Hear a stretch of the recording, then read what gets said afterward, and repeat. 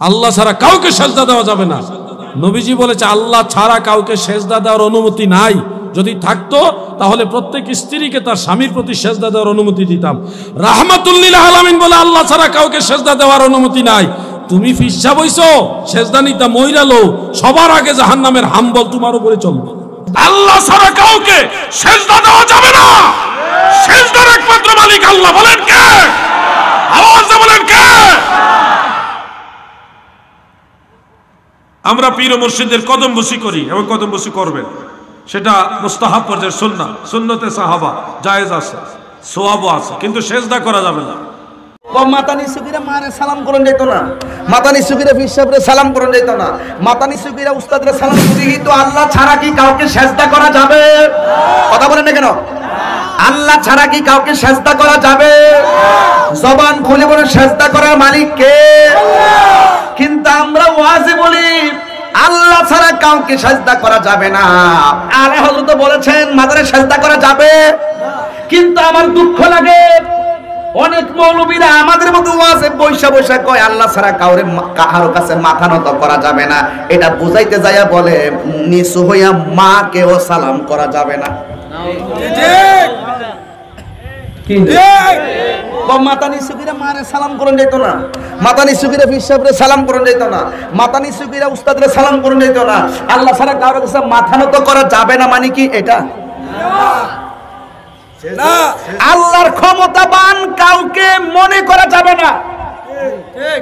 আল্লাহর মতো ক্ষমতাবান কাউকে মনে করা যাবে না। আল্লাহর মতো খালেক কাউকে মনে করা যাবে না। আল্লাহর সমকক্ষ কাউকে মনে করা যাবে না। কেউ যদি এইরকম মনে করে কাউকে আল্লাহর উপরে বা আল্লাহর সমকক্ষ মনে করে, কাউকে যদি আল্লাহর সঙ্গে শরীক করে, এটাকে বলা হয় নত হওয়া। এটাকে বলা হয় কি? আর এরা বোঝে কি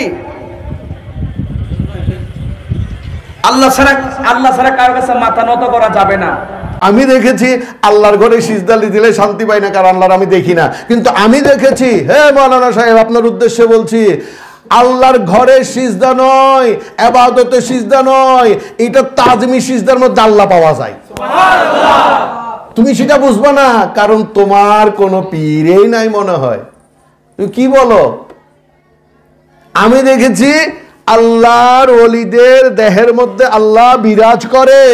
আল্লাহর ওলিটার কথা কাছে গিয়ে যখন আমি সিজদায় গিয়ে বলি আমারে তুমি কবুল করো, তখন অন্তরটা প্রশান্তিতে ভরে যায়।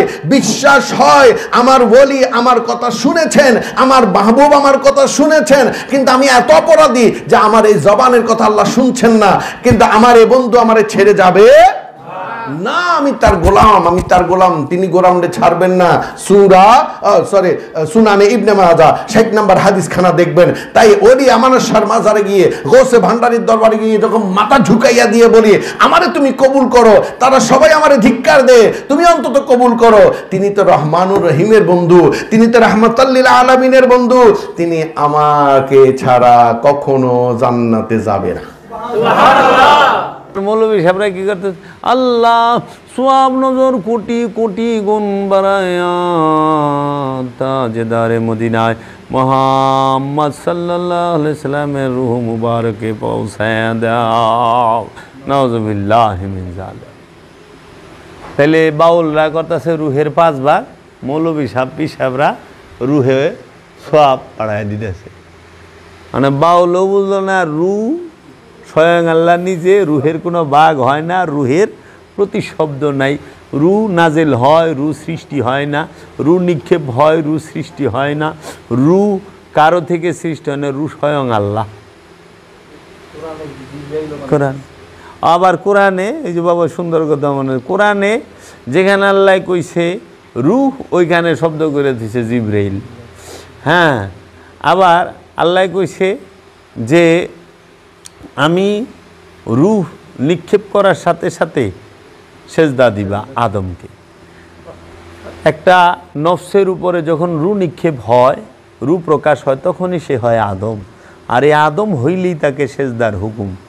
যেই পর্যন্ত রূহ প্রকাশ হয় না, বিকাশ হয় না, হ্যাঁ, রব রূপ ধারণ করে না, ওই মুহূর্ত পর্যন্ত সেজদার হুকুম নাই।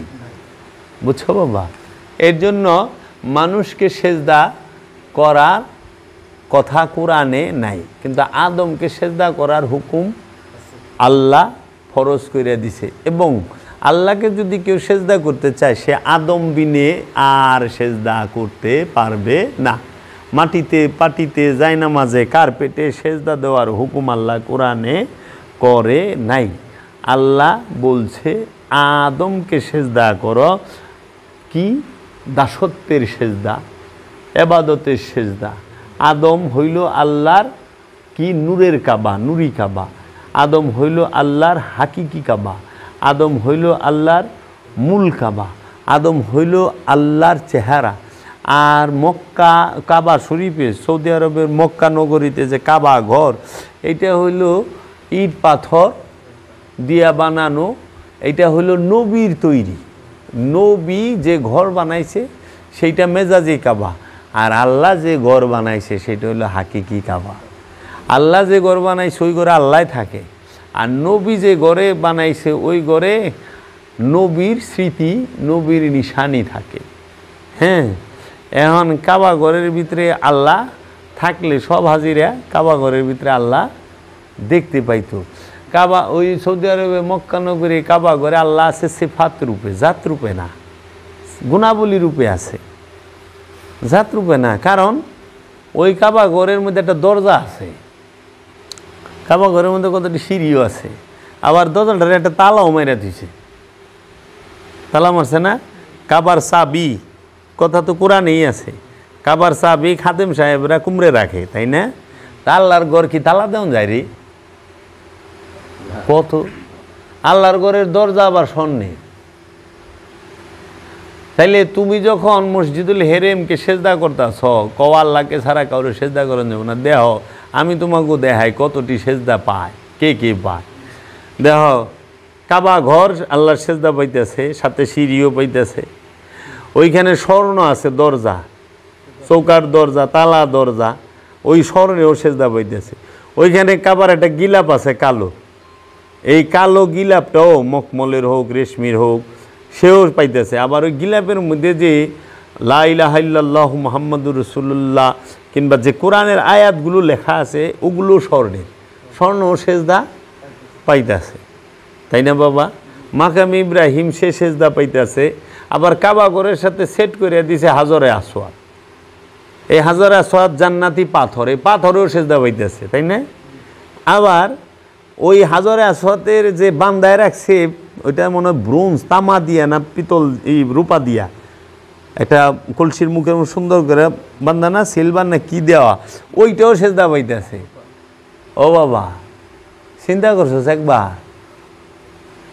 যে তুমি স্বর্ণরে সেজদা করতেছ, কোনো ফতুয়া নাই, তুমি কাপড়ের সেজদা করতেছ, কোনো ফতুয়া নাই, তুমি ওখানে রূপারে সেজদা করতেছ, কোনো ফতুয়া নাই, পাথরকে সেজদা করতেছ, কোনো ফতুয়া নাই, নবীর পায়ের চিহ্নরে সেজদা করতেছ, কোনো ফতুয়া নাই। খালি একজন পীরের ওলি কামেলের পায়ে সেজদা দিলে ফতুয়ার একটা বট গাছ খাড়া করাই দাও।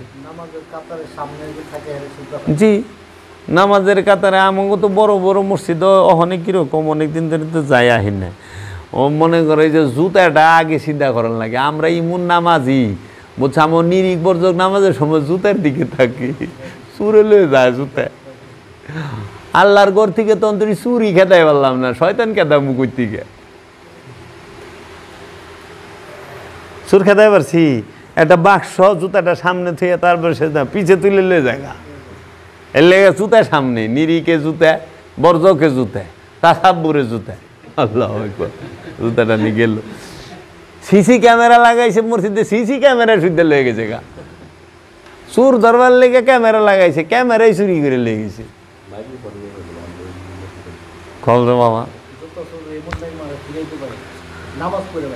তাহলে তাহলে আমাদের উচিত কি, আগে যে জুতা চুরি করে তার ঘরের খোঁজ লওয়া, আগে জুতা চুরি খেয়ে দাও। কারণ পায়ের একখান জুতার টেনশন যদি আল্লাহর সেজদার সময় আয়া পড়ে, রুকুর সময় আয়া পড়ে, নামাজের সময়, এটা দুর্ভাগ্যের কথা না?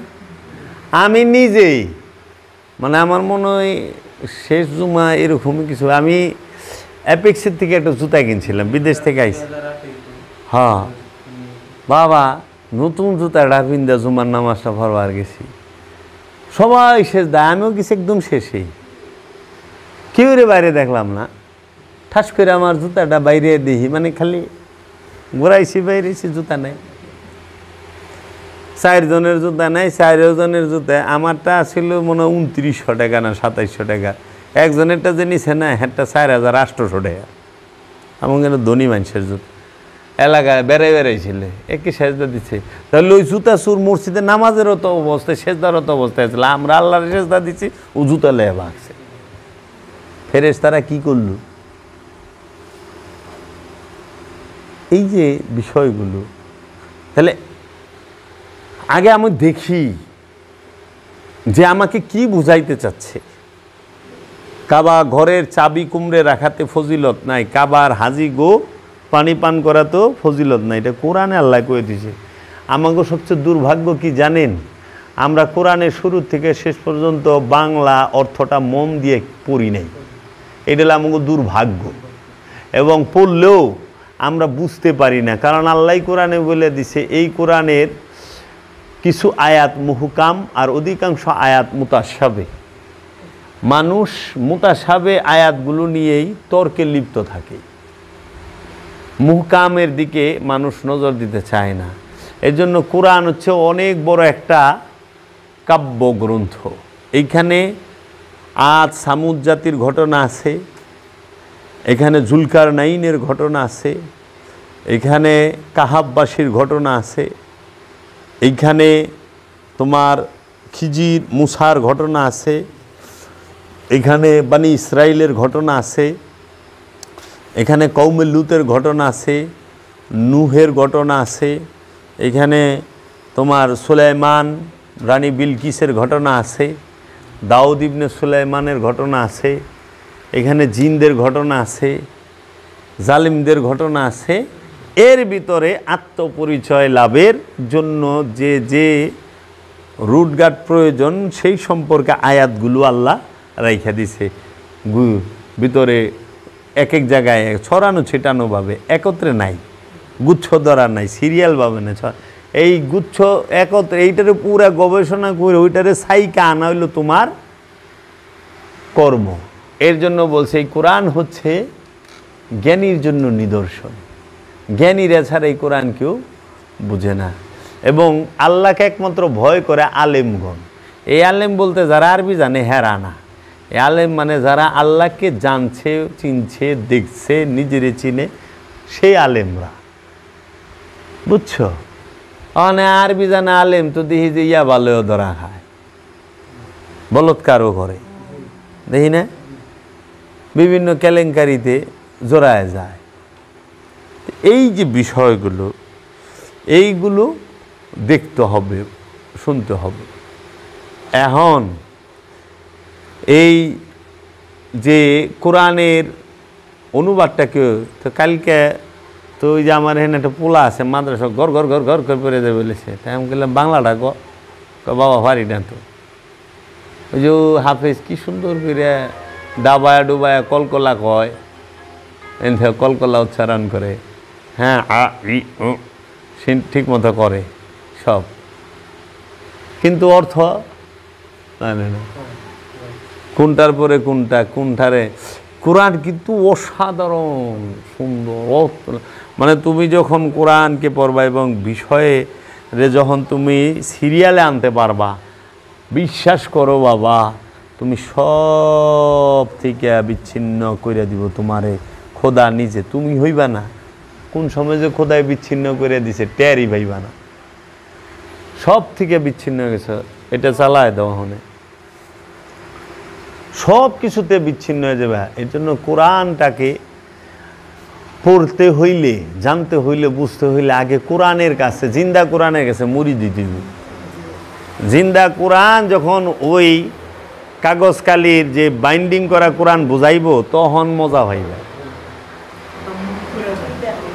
এর আগে তুমি মজা পাবা না, খালি আইবা আর যাইবা, হাওয়া ঘুরবা।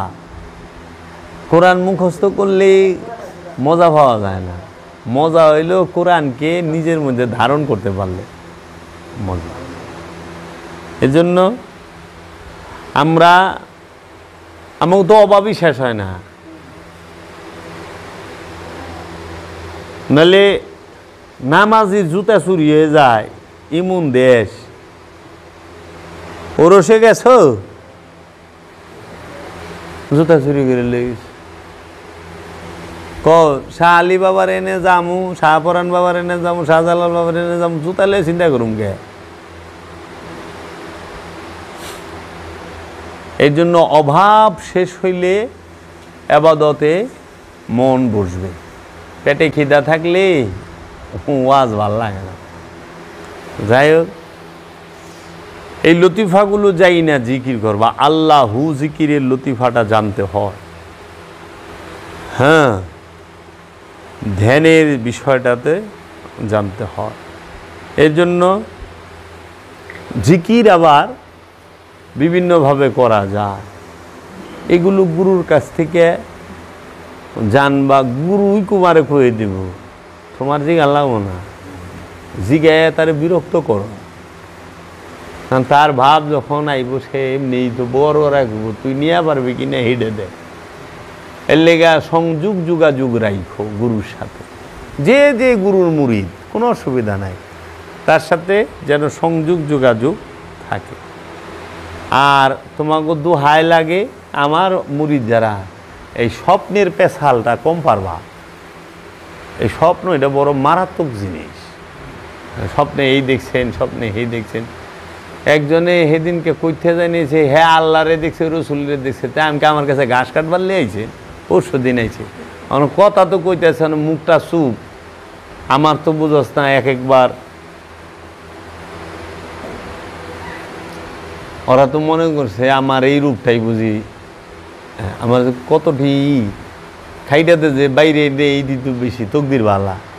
কয় আমি আল্লাহরে স্বপ্নে দেখলাম, তারপরে নবীরে দেখছে, এখন আমি মুড়ি ধরতে চাই। তাহলে আমি কইছি আপনার কাছে আমি মুড়ি দেব, আপনি আমার কাছে মুড়ি দেবেন কে রে? হ্যাঁ বললেন কি আপনি? আমি অন্তরে আল্লাহরে দেখি নেই, আল্লাহ দেখেন লোক আমার কাছে মুড়ি দেবে রে, সেটা তো কথা হইল। অনেক এরকম আছে। এই যে স্বপ্ন দেখবা মৌলবীরা এলো স্বপ্ন, এই স্বপ্ন লইয়া হ্যাগো কারবার সব। আমি স্বপ্নে দেখেছি হাসরের মাঠে লঞ্চ লইয়া যাইতে আছে হুজুরে। হাসরের মাঠে লঞ্চ দিয়ে দেবো গা, শুনছ কথা? আদা উপরে সোজা থাকবো, মাথার হাসরের মাঠে কয় না? তো যে মাথার উপরে আদাত উপরে সূর্য হে মাছে হেনে লঞ্চ লিয়ে দেবো কেমনি? হ্যাঁ মিয়া, পানি তুমি আগুন হয়ে থাকবে, মস্তক গুলবো, পানি পানি করবা। এটা হাদিস তো। তাহলে এই স্বপ্নের পেশালটা তোরা পারিস না বাবা, তোরা বাস্তবের পেশাল পারিস। আচ্ছা, স্বপ্নে আগুন ধরলে পুড়ে না, কিন্তু বাস্তবে ধরলে কিন্তু থাকে না রে। মৌলা মৌলা লাখ পুকারে মৌলা হাত নাই। আমার কাছে এক মুড়ি দিয়েছিল, হ্যাঁ ডাইন দুধ খালি ভাল পারে, রু জাগ্রত হয়ে গেছে খালি ডাইন, ওই যে ডাইন দুধের এখানে কইছে রু, ডাইন দুধ বলে খালি ভাল পারে।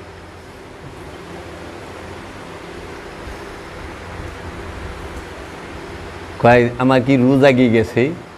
হ্যাঁ। আমি গেলাম আমার তো দুধই নাই, আর রু জাগবো না।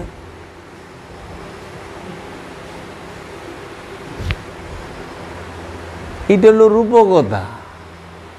বেড়া মেশে দুধ আছে, তোকে দুধ আছে নাই তো?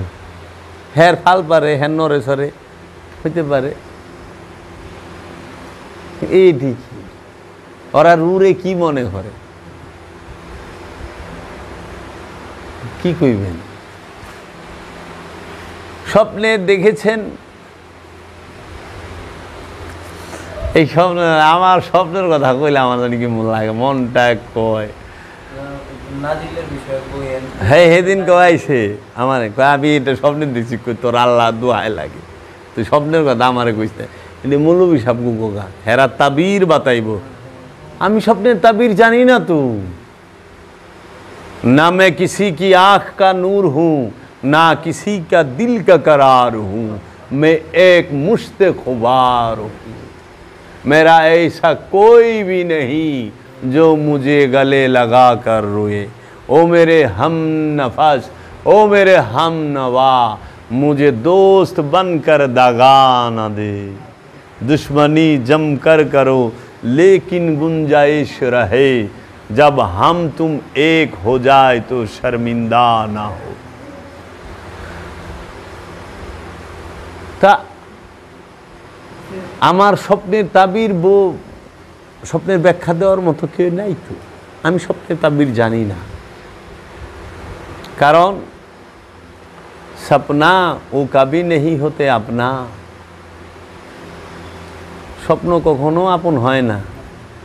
নবীর স্বপন ওইটা সত্য। নবী স্বপ্নে দেখাই পোলারে কুরবানি করবার লেগে মিনাই লয়ে গেছে, আর তো কানের গুড়ে ঠেলেও গেলেও তো তোরা করতে বেরিয়ে বেরোছিস। বুঝছস তো ভরটা কই?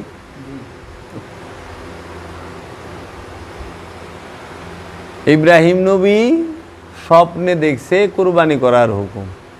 আল্লাহ রসুল কিন্তু মেরাজে স্বপ্নে যায় নাই। মাওলা হুসাইন কিন্তু শাহাদাত স্বপ্নে হয় নাই। মাওলা হুসাইনের আওলাদরা শাহাদাত স্বপ্নে হয় নাই গুলি। মা ফাতেমা শাহাদাত স্বপ্নে হয় নাই, বাস্তব হয়েছে।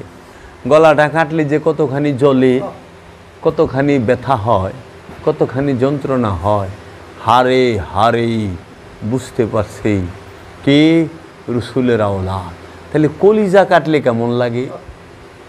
রসুলের কলিজা কাটছে, রসুলের আওলাদের কলা কাটছে। তোমার একটুটুক হাত কাটলে তোমাকে এত কষ্ট, এত মামলা মোকদ্দমা হয়ে যায়, এত মামলা মোকদ্দমা করো, এত অভিশাপ দাও, আর আওলাদের রসুলদেরকে একে একে হাত পাগুলো কুবায়া কুবায়া কাটছ, গলাগুলো কুবায়া কুবায়া কাটছ। তারা যদি মামলা করতো, মামলা নেওয়ার মতো থানা আছে আর ওই অফিসার আছে, লিখবো কি কি করছে, কি কি কাটছে। মরে যাব তো অজ্ঞান হয়ে, ফির এমনি মরে যায় হার্ট অ্যাটাক করে। হ্যাঁ হ্যাঁ কী কর এইভাবে? আরে মিয়া একটু পাও কাটলে কত ইনায় বিনায় কও, একটু হাত কাটলে, আর এই দেহটার থেকে কল্লাটা কাইটা বল্লমের মধ্যে বিন্দায়া উঁচা করে রাখছে। আহা, মাওলা হুসাইনের মাথা মুবারক বল্লমে বিন্দায়া উঁচা করে রাখছে। 12 জন ইমামের মাথা মুবারক বল্লমে বিন্দায়া উঁচা করে রাখছে। কাফেলা যাইতেছে, হায় হায় হায় হায়।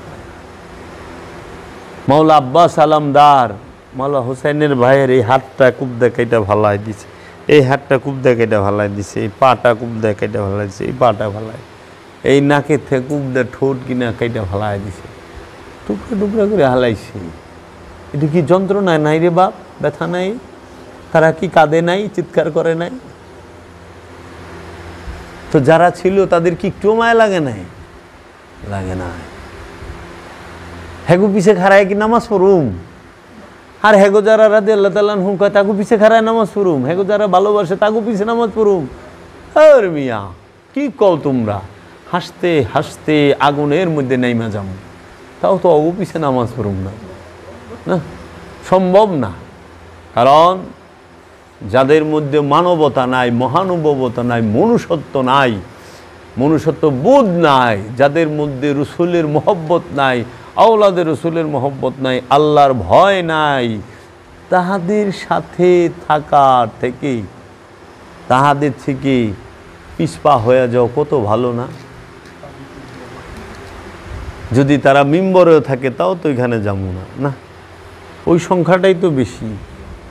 এই যে এই যে রাদিয়াল্লাহু তাআলা আনহু কয় 10ই মুহররমের মাতম বাংলাদেশ থেকে উঠাই দিল। হ্যাঁ হ্যাঁ শুনছা? এইগুলা সব আজগবি শরীফের কথা নাজিল হয়েছে না? ওই যে যেরকম 50 ওয়াক্ত নামাজের কথা কয় না, এটা আজগবি শরীফের হাদিস। এটা আজগবি শরীফ থেকে হুইনে আল্লামা জামাকসুরি তার তাফসিরে কাশফের মধ্যে লিখছে। আবার উনার থেকে হুইনে অন্য মৌলবী সাহেবরা সবাই অনুবাদ তো করন লাগবো, এতটাই দান ছাস কিছু তো কন লাগবো। এর লেগে মেরাজ থেকে আল্লাহ 50 ওয়াক্ত নামাজ নিয়ে এসেছেন। দলিল কোথায়? আজগবি শরীফ থেকে আনা। আজগবি শরীফ থেকে শুনে আল্লামা জামাখশুরি, তিনি ছিলেন মুতাজিলা ফিরকার অনুসারী। আজগবি শরীফ থেকে আল্লামা জামাখশুরি শুনে তিনি এইটা তার তাফসিরে কাশফের মধ্যে লিখেছেন।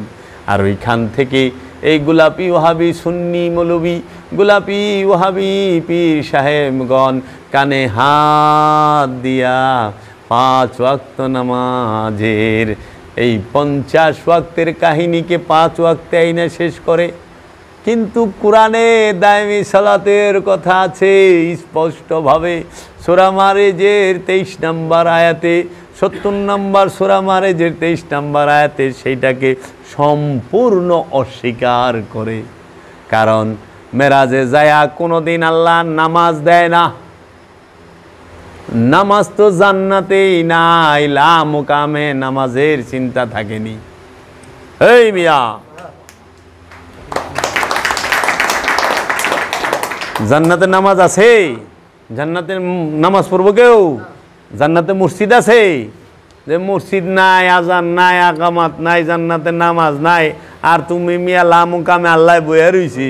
এই আল্লাহ লা মুকাম থেকে মহানবী আর আল্লাহ প্রিয় প্রিয়তমা, আশেক মাসুক, আল্লাহ তার হাবিব, দুইজনের মিলন হচ্ছে এই জায়গায় বান্দার নামাজ। নামাজ আরে এত সময় আছে রে,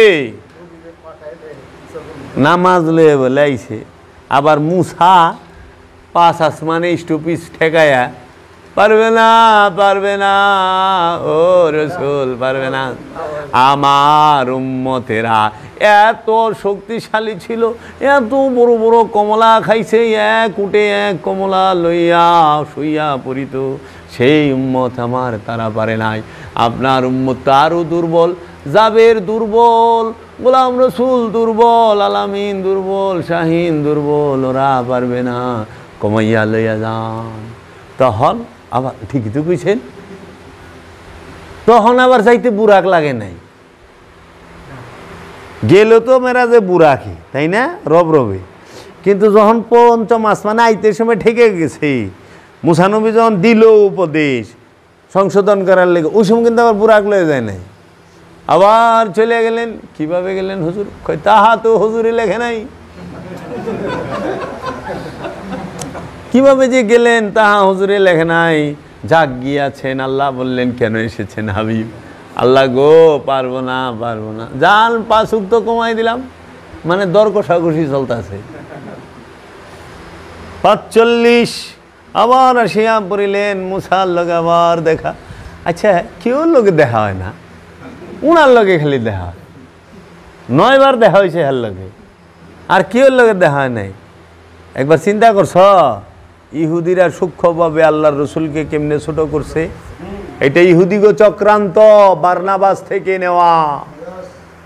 ইহুদিরা আল্লাহর রসুলকে রহমাতাল লিল আলামিনকে মুসা থেকে নিচে দেখাইছে, মুসা থেকে অজ্ঞানী দেখাইছে, মুসা থেকে ছোট দেখাইছে, মুসা থেকে কম বুঝে রসুল এইটা দেখাইছে, মুসা আল্লাহর রসুলকে হুকুম দেওয়ার ক্ষমতা রাখে এইটা দেখাইছে। কিন্তু আল্লাহ কোরআনে সূরা আল ইমরানের 81 নম্বর আয়াতে কয়ে দিছে, এই মুসা, ঈসা, এই শীষ, এই নূহ, জাকারিয়া, ইয়াহিয়া, সবাই শুনে রাখো, আমার এক রসুল আসবে, সেই রসুলের উপরে ঈমান আনবা তোমরা সবাই। সেই রসুলের উপরে ঈমান আনতে হবে। যদি ঈমান না আনো, তোমাকে নবুয়ত বাতিল করে দিমু, তোমাদের রিসালাত বাতিল করে দিমু, জব্দ করে লমু। তোমরা বলো, ইকরার করো, সাক্ষী দাও আমাকে। সবাই বলল হ্যাঁ আমরা ঈমান আনবো। তখন বলল আমিও সাক্ষী রইলাম, তোমরা সবাই কি ঈমান আনবা। তাই এর কে আদমের উম্মতের কালেমা কি? লা ইলাহা ইল্লাল্লাহ আদম সফিউল্লাহ। নূহের কালেমা লা ইলাহা ইল্লাল্লাহ নূহ নবিউল্লাহ। লা ইব্রাহিমের উম্মতের কালেমা লা ইলাহা ইল্লাল্লাহ ইব্রাহিম খলিলুল্লাহ, লা ইলাহা ইল্লাল্লাহ মুসা কালিমুল্লাহ মুসার উম্মতের কালেমা, ঈসার উম্মতের কালেমা লা ইলাহা ইল্লাল্লাহ ঈসা রুহুল্লাহ। তাহলে এটি তো উম্মতের কালেমা। তা আদমের কালেমা কি, মুসার কালেমা কি, ঈসার কালেমা কি, নুহের কালেমা কি? এরা কোন কালেমা পড়ছে? আদম আলাইহিসসালাম কোন কালেমা পড়ছে? শীষ আলাইহিসসালাম কোন কালেমা পড়ছে? নূহ আলাইহিসসালাম কোন কালেমা পড়ছে? ইয়াকুব আলাইহিসসালাম কোন কালেমা পড়ছে? ইউসুফ আলাইহিসসালাম কোন কালেমা পড়ছে? ইব্রাহিম আলাইহিসসালাম কোন কালেমা পড়ছে? ইসমাইল আলাইহিসসালাম কোন কালেমা পড়ছে? দানিয়াল আলাইহিসসালাম কোন কালেমা পড়ছে? জুলকারনাইন কোন কালেমা পড়ছে? দাউদ আলাইহিসসালাম কোন কালেমা পড়ছে? শুআয়ব আলাইহিসসালাম কোন কালেমা পড়ছে? সুলাইমান আলাইহিসসালাম কোন কালেমা পড়ছে? মুসা কোন কালেমা পড়ছে? ঈসা কোন কালেমা পড়ছে? তারা সবাই পড়ছে লা ইলাহা ইল্লাল্লাহু মুহাম্মদ রাসূলুল্লাহ সাল্লাল্লাহু আলাইহি ওয়াসাল্লাম। সমস্ত নবীর কালেমা হইল এইটা। নবীর কালেমা হইল লা ইলাহা ইল্লাল্লাহ মুহাম্মদ রাসূলুল্লাহ। উম্মতের কালেমা হইল কি? লা ইলাহা ইল্লাল্লাহ নূহু নবিউল্লাহ। তা আমরা সেই নবীর উম্মত। আর আমার দয়াল রসুলকে, আমার দয়ালের রসুলের আওলাদকে এই ইহুদির এবং এই বারনাবাসের যারা আছে, এই খ্রিস্টানেরা, এরা সবাই চক্রান্ত কইরা মুসারে দিয়া আল্লাহর রসুলের উপদেশ দেওয়া। আরে আল্লাহর রসুলরে দেখলে তাজিম করতে হবে। মুসা খারায় যাইব, ঈসা খারায় যাইব, উপদেশ দেওয়া পারবো না। জান কামাইলেন আল্লাহ রব্বুল আলামিন গেলেন আবার 45 থেকে 40, 40 থেকে 35, 35 থেকে 30, 30 থেকে 25, 25 থেকে 20, 20 থেকে 15, 15 থেকে 10, 10 থেকে 5 করাইয়া 9 বার সংশোধন করাইলেন। আল্লাহকে বানাইলেন সংশোধনবাদী, আর মুসাকে বানাইলেন তিনি উপদেষ্টা, আর আল্লাহর রসুল হইল যায়া সংশোধন করার জন্য সুপারিশকারী। নওজুম আমার রহমাতাল্লিল আলামিন মেরাজে যায় নামাজ আনছে। হ্যাঁ, মেরাজ কি নামাজ আননের লেগে? আসসালাতু মেরাজুল মুমিনিন, সালাত হচ্ছে মুমিনের জন্য মেরাজ। আচ্ছা দেহ তো রসুল নামাজ পড়ে মেরাজে গেছে না মেরাজে যায় নামাজ আনছে? মৌলভী সাহেব, রসুল তো মেরাজে যায় নামাজ আনছে। আপনাকে কথা, আমার কথা না, আপনাদের কথা। রসুল মেরাজে যায় নামাজ আনছে। আর আমি বাবা জাহাঙ্গীরের মুরিদ বলতাছি, আমি বাবা জাহাঙ্গীরের কাছ থেকে যেটা পাইছি, আমি বাবা জাহাঙ্গীরের কোরআন দর্শন, কোরআনুল মাজিদ, এই কোরআন কিতাব গবেষণা করে, সালাতের কথা গবেষণা করে আমি যেটা পাইছি, আল্লাহর হাবিব যখন কাবায় মক্কায় অবস্থান করেন তখনও সলাত ছিল। সেই সলাতের নাম দায়েমি সলাত। কারণ সেই সলাতটার নাম দায়েমি সলাত কারণ কি? ওই যে সূরা বনী ইসরাইল, এটা মাক্কি সূরা, মক্কায় অবতীর্ণ হয়েছে। ওইখানে সূরা বনী ইসরাইলের ৭৮ নম্বর আয়াতে বলতেছে ওয়া আকিমুস সালাতু লিদুলিকি শামসি ইলা গাসাকিল লাইল ওয়া কুরআনাল ফজর ইন্না কুরআনাল ফজর কানা মাশহুদা। ওয়া আকিমুস সালাত, এবং সালাত কায়েম করো ইজা গাসাকিল লাইলি, সূর্য যখন রাতের অন্ধকারের দিকে হেলিয়া পড়ে। ওয়া কুরআনাল ফজর, নিশ্চয় ওয়া আকিমুস সালাত লিদুলিকি শামসি ইলা গাসাকিল লাইলি, সূর্য হেলিয়া পড়ার পূর্বে, রাতের অন্ধকারে সূর্য হেলিয়া পড়ার পূর্বে সালাতকে কায়েম করো। এখন এই সূর্য বলতে এই সৌরজগতের সূর্য না রে, মাথার উপরে যে সূর্য থাকে, এই সূর্য জীবনে উঠেও না, জীবনে ডুবেও না। সূর্য উঠে রে, সূর্য ডুবে। নরওয়ে আমার ছেলেরা থাকে, মুরিদেরা কয় বাবা 4 ঘন্টা রাইট, হ্যাঁ অনেক রাত 8টা বাজে কিন্তু সূর্য আছে। যা নিউজিল্যান্ডে যা, ফিনল্যান্ডে যা, আইসল্যান্ডে যা, দেখ এমনও দেশ আছে পৃথিবীর বুকে যে সূর্য 6 মাস ডুবেই না। তাহলে ওখানে কি এই আয়াত হয়? তা আল্লাহ কি অবৈজ্ঞানিক কথা কয়? না, এইটা হলো জীবন সূর্য। ওয়া আকিমুস সালাত, সালাত কায়েম করো লিদুলিকি শামসি, সূর্য যখন ঢলিয়া পড়ে, ইলা দিকে গাসা কিল অন্ধকারে লাইলে রাতের, এই মৃত্যু নামক যে ঘন অন্ধকার রাত, এই রাতের দিকে তোমার জীবনটা ঢলিয়া পড়ার আগেই তুমি সালাতকে প্রতিষ্ঠিত করো।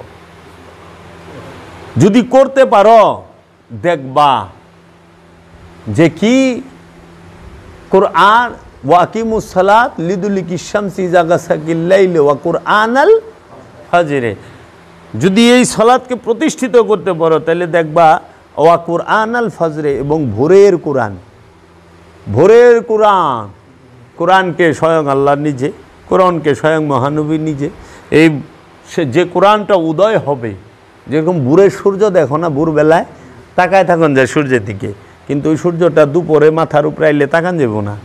এর জন্য যখন সাধক তার মধ্যে আত্মজাগরণ দেখে তখন সে ভোরের কোরআন দেখে, তখন সে তা দেখতে পায়, তার ভিতরে তাজাল্লি। কিন্তু যখন সে পরিপূর্ণ হয়ে যায় তখন তার সামনে দাঁড়ানোই মুশকিল। এর জন্য কইছে ওয়া কুরআন আল ফজরে, ইন্না কুরআন আল ফজরে, নিশ্চয়ই এই ভোরের কোরআন, ইন্না কুরআন আল ফজরে, ভোরের কোরআন, কানা মাসুদা, হয় প্রমাণিত, ভোরের কোরআন হয় প্রমাণিত। তাহলে ভোরের কোরআন রে বানাইছে কি? ফজরের নামাজ, হ্যাঁ, গাছা কিল্লাইলে এশার নামাজ, আকিমুস সালাত, সালাত। এই সারা আয়াতের মধ্যে সালাত শব্দটা একবার আছে, কোরআন শব্দটা দুইবার আছে। কোরআন রে নামাজ বানায় থিয়া দিছে, কোরআন অর্থ কি নামাজ, তাই সালাত অর্থ কি মৌলভী। কয় নামাজ অর্থ বুঝানো হয়েছে, গ্রামার বুঝেন না। ও তাই নাকি মৌলভী? আমার কয় আপনি গ্রামার বুঝেন না, কোরআনের আরবির আর্টিকেল জানা না, এটা নামাজ সম্পর্কে বোঝানো হয়েছে। হয় কোরআন কি গ্রামার দিয়ে আইছে না দর্শন দিয়ে আইছে? কোরআন হলো আত্মদর্শন, কোরআন কি গ্রামার আর ব্যাকরণ রে? ভাষার লেগে ব্যাকরণ, ভাষার লেগে গ্রামার। ভাষা শিখতে ব্যাকরণের দরকার হয়, গ্রামারের দরকার হয়। কোরআন শিখতে গ্রামার আর ব্যাকরণের দরকার হয় না। যদি হয় তাইলে মাওলা আলী যখন কোরআন শিখছে তখন তিনি ব্যাকরণ আরই আগে হিগে নাই। হজরত বেলাল এত পড়াই জানেন না, তো কোরআন শিখলো কেমনি? কোরআনকে দাঁড়ান করলে কেমনি? কিরে ওয়াইসাল কারণী জিন্দা কোরআন, জিন্দা কোরআন। এখন 50-30 ইতিহাস দিয়া আল্লাহ রসুলকে ছোট করছে এরা, ঘোর চক্রান্ত। তোমরা আর তোমরা আছো মাশাল্লাহ, 12 বারের ভাত খায় তো মোল্লার মাত নাটি চুকেছেই, তোমার আগেও শেষ। কারণ বিহাজ আলিমাম, হুজুরের যেই নিয়ত আমারও সেই নিয়ত, হুজুর যেই দিকে আমিও সেই দিকে, নারায় তাকবীর আল্লাহু আকবার, বাস লাগাও। একবার চিন্তা করলো না যে কোরআনে 5 ওয়াক্ত নামাজের কথা সরাসরি কোরআন আয়াতে নাই, তাহলে এইটা আমরা আনলাম কোথা থেকে? হাদিসের মধ্যেও স্পষ্ট আমরা পাই না। এবং অজু থেকে নিয়ে একবারে সালাম ফেরানো পর্যন্ত পুরো নামাজের বিষয়টা একটা হাদিসের মধ্যে কোনো সাহাবী দিয়া বর্ণনা হয় নাই। আর সবচেয়ে মজার বিষয় হইল নামাজের যতটি হাদিস আছে, ইমাম বুখারীর এই কিতাবে আপনি দেখবেন নামাজও দেয় আবু বকর সিদ্দিক রে দিয়া নামাজের কোনো হাদিসই নাই, ওমরে দিয়া নামাজের কোনো হাদিসই নাই। তাও বকরের সিদ্দিকের থেকে বেশি নামাজ কে শিখছে? যদি ওয়াক্তি নামাজই শিখে তো মাওলা আলী, আবু বকর, ওমর এগো থেকে তো বেশি কেউ শিখে নাই। তাহলে মাক্কি সূরায় আমরা সলাতের কথা পাই, সূরা মারিস 23 নম্বর আয়াতে আল্লাযিনা হুম আলা সালাতিহিম দায়িমুন, তারাই মুসল্লি যারা দায়মি সালাতে দণ্ডায়মান, সর্বক্ষণ সালাতে দণ্ডায়মান। সর্বক্ষণ যারা সালাতে যুক্ত, মানে সর্বক্ষণ যারা রসুলের সাথে যুক্ত, সর্বক্ষণ যারা আল্লাহর সাথে যুক্ত, তারাই মুসল্লি। মানে মুসল্লি আরবি শব্দ, মুসল্লির বাংলা হইল যোগী। হিন্দুর গন্ধ হয় না, একটু শুদ্ধ ভাষা করলে সাধক, কিন্তু মুসল্লির বাংলা হইল যোগী। ইন্ডিয়ান হিন্দি ভাষা বলে যোগী, মানে আল্লাহর সাথে পরমের সাথে জীব যুগ হওয়ার চেষ্টা, যুগের কয় ওরা যোগ, এই যুগ হওয়ার চেষ্টায় আছে, এর জন্য সলাৎ করতে আছে, বুঝছ? তাহলে এই নামাজের কথাটা দায়মিরে অস্বীকারী করলো, দায়মি সলাৎ লইয়া তার প্রয়োগ পদ্ধতি সকল কোরআনে আছে, কিন্তু কয় না, বুঝেই না কেন। আর যারা বুঝছে হ্যাঁ কিনা লইছে ওহাবিরা, ধর এত কথা কয়ে কী করবেন, টাকা লন, গাড়ি লন, বাড়ি লন, কথা কেন না, আমাকেও কথা কন। ফেললে এজারে খালি জান্নাতের ফ্যাসিলিটি কয়, কিন্তু জান্নাতে যে জামু কেমনে, শয়তান খেদামু কেমনে, হেইটা আর কয় না। জান্নাতে কী খাবে এটা তো পরের বিষয়, শয়তান খেদামু কেমনে হেইটা আগে কন। নামাজ পড়লে শয়তান যাইব গাতে, নামাজ যদি পড়লে শয়তান যাইতু, তাহলে শয়তান নিজেই তো নামাজ পড়ে। আল্লাহকে স্মরণ করে না শয়তান, আল্লাহ জিকির করে না শয়তান। শয়তান যাইব বলে আদমের ধ্যান করলে, যে যত আদমের ধ্যান করব হের থেকে শয়তান তত দুর্বল, তত ভাগিয়া যাইব, বুঝছা। এই আর কি, আমাকে আদমের ধ্যান বাদ দিয়ে খালি আসেন আল্লাহর ঘরে যাই, আল্লাহর ঘরে যায় আল্লাহর দেখা পাই না, এইটি তো বড় আফসোস। এতদিন আপনার, আচ্ছা আমার বাড়িতে তোমরা যদি মনে করো বছর 12 মাস আহ, 12 মাসে 12 দিন আহ, যদি একবারও দেখা না পাও, তোমরা আর আমার বাড়িতে আইবে? আচ্ছা আমারে দেহ নাই, এই আমার ভাই বেড়াদার যদি না দেহ তাও যাইবে না। তা আমরা আল্লাহরে না দেখলাম, ফেরেশতা তো দেখুম, আল্লাহর ঘরে কটা ফেরেশতা দেখুম না, হেও তো দেখি না। যাক শয়তান রে তো দেখুম, তাও নাই। কিন্তু আল্লাহর যে ঘর, আসল ঘর, এই দিল কাবা, এনে দেহ চাইয়া এনে তুমি পয়লাই দেখা হইব শয়তানের লগে। শয়তানে যখন কিক মাইরে খেদাই দিবে, দেখবা ফেরেশতারা একারাই গেছে। তানাজ্জালুল মালাইকাতি, আমি সব ফেরেশতা নাজিল করি, ওয়ার রূহ চাইয়া দেখবা হৃদয় কাবাতে আল্লাহ বই রইছে, বুঝছো।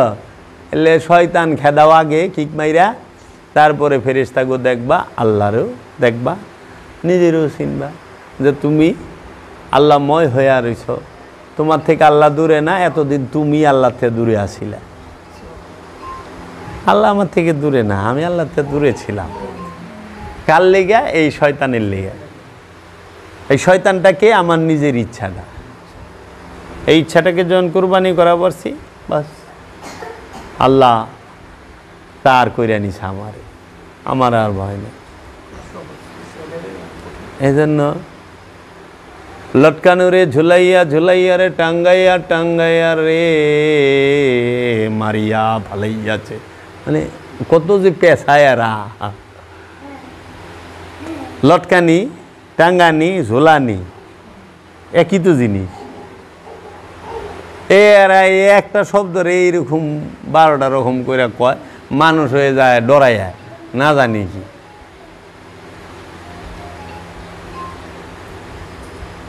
কাজেই 5 ওয়াক্ত নামাজের দলিল আল্লামা জামাকসুরির তাফসিরে কাশফ ছাড়া এর আগে কেউর কাছ থেকে পাওয়া যায় না। নাম কয়ে দেওয়ার পরও খুঁজে না, তারপরেও বুকবো। আবার কি খায়, তোর সব ভালো লাগে, তুই খালি 5 ওয়াক্ত নামাজের কথাটা যে কস্তা, এটা ভালো লাগলাম। তুই 5 ওয়াক্ত নামাজ পড়িস, আশ্চর্যের বিষয়। তাই আমি বললাম, আপনি তো 5 ওয়াক্ত নামাজ পড়েন ভাই, অল্প সময় 5 ওয়াক্ত নামাজে 17 রাকাত 1-1.5 ঘন্টা হয়ে যায়, কিন্তু আল্লাহ তো কিছু সর্বক্ষণ নামাজ পড়তে। তা আমি তো সর্বক্ষণ যে নামাজ, দাইমি নামাজ, এই নামাজের কথাটা বলি। আমি তো নামাজকে অস্বীকার করি নাই ভাই, আমি বলছি 5 ওয়াক্ত নামাজের কথা আমি কোরআনে পাই নাই, কিন্তু নামাজ আছে, সেটা দাইমি নামাজ, সর্বক্ষণ নামাজ। এখন আপনি কোন তো 24 ঘন্টার নামাজ বড়, সর্বক্ষণের নামাজ বড়, নাকি 1.5 ঘন্টার নামাজ বড়? 24 ঘন্টার বড়। তো 24 ঘন্টা আপনি আল্লাহর জিকির করবেন, আল্লাহর ধ্যানে খেলে থাকবেন, রসুলের ধ্যানে খেলে থাকবেন, এই সালাত করেন, তাতে আপনি পাপ থেকে বিরত থাকবেন, পাপ করবেন না। আমারে উল্টা উদ্দেশ্যে ওই যে ভিলেন বানাইবার চায়, হ্যাঁ গো ব্যবসায় টান পড়ছে, কয় উনি নামাজ মানে না। আরে কেরা কইছে, আমার মতো নামাজি কেরা আছে রে, এটা দেহা দিহি, তোরা যারা আইসস আয়না দিহি, কত হানি নামাজ পড়ছস তোরা দিহি।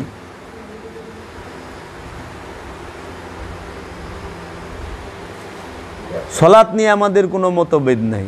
আমাদের কথা হইল যে আমি কোরআন মাজিদে পাইছি দায়মের কথা, আমাদের মতভেদ হইল দায়মে আর ওয়াক্তি লইয়া, আনুষ্ঠানিক নামাজ আর হাকিকি নামাজ, এইটা লইয়া হইল মতভেদ। আমি তো নামাজ পড়তে কাউরে বারণ করি না, উল্টা আমি আমার মুরিদ গো কই সর্বক্ষণ সলাতে থাকবি।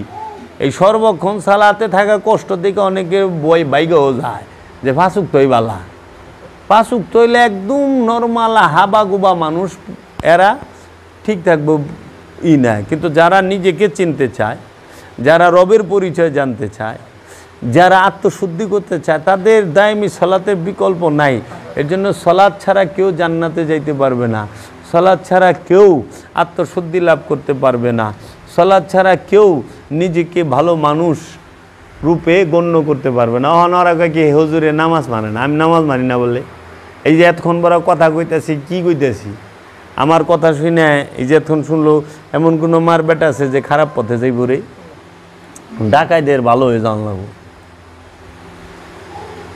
এতে ভাঙ্গাবার কয় কেমনে? তোমরা হার আগে আমি যা কইছি তো কাজেই বাবা গো, সলাৎ সব সময় রসুলকে সাথে নিয়ে করতে হয়। রসুল হইল ইমাম, তুমি হইল মুসল্লি। দেখো না মসজিদে ইমাম রে সাথে লয়ে করো না, ইমাম আগে যা করো তুমিও তাই করো। তখন কোরআনে কইতেছে সূরা বনী ইসরাইলের 91 নম্বর আয়াতে, আমি কিয়ামত দিবসে, অনেক রাতে গেছে, আমি কিয়ামত দিবসে প্রত্যেক নফসকে তার ইমাম সহ ডাকুম। কিয়ামতের দিন প্রত্যেক ব্যক্তিকে তার ইমাম সহ ডাকা হবে। তখন বাবা গো, কিয়ামতের দিন হাসরের মাঠে আমাগো যে ইমাম সহ ডাকবো সেই ইমামটা কেরা? আমাগো মসজিদের ইমাম? তাহলে ওই ইমাম কি? তখন সোজা একটা উত্তর দেয়, আমাদের ইমাম মহানবী সাল্লাল্লাহু আলাইহি সাল্লাম। আচ্ছা ঠিক আছে, তাহলে কোরআনের এই আয়াতের কি করবেন? আমি প্রত্যেক জাতিতে প্রত্যেক ভাষায় আমার রসুল প্রেরণ করেছি আমার নিদর্শনসমূহ বর্ণনা করার জন্য। তাহলে মহানবী কইবা আরবি, আমি তো কমো বাংলা, আরবি তো আমি বুঝুমো না। যদি আমারে ডাকে তালিয়া যাবে রোহ জান্নাত, মোতালিবা করে খারাপ আমার যে একটা ফুলা আছে, তাল রো জান্নাত, হ্যাঁ রো জান্নাত, হ্যাঁ বুঝে না তো ওই যে জিনিস তারা। তখন কি করার লাগে? তোর জি জি বাবা যাচ্ছে। তাইলে ফেরেশতারা আমাকে আরবিতে জিগাইবে প্রশ্ন, আমি বাংলা উত্তর দিব, হ্যাঁ বুঝে না আমারটা, আমিও বুঝি না হ্যাঁটা, দূরে কাটাকাটি যা। এটা কথা হইল? এক আয়াতের সাথে আরেক আয়াতের কেমনে দাঁড় করাছেন গুজা মিল দিয়া। এর জন্য কোরআনটাকে গবেষণা করেন। আপনারা আইবেন, আমি এইগুলো কমপ্লিট করলে আমি এই বিষয়ে আপনি এই ক্লাসই করাম একদম। আমার যারা ছেলে তাগো দেখ যে কি আছে কোরআনে, আমি তবই শিখায় থুয়া যাবো, দেখায় থুয়া যাম। দেখ যদি মিথ্যা হয়, যদি হয় আমারে ফালায় থুয়া জাগা এন থাকবে গিয়ে রে, আমার মতো বাটপারের লগে না থাইকা একটা ভালো মানুষের লগে থাকবা, জীবন সুন্দর হইব। তাইলে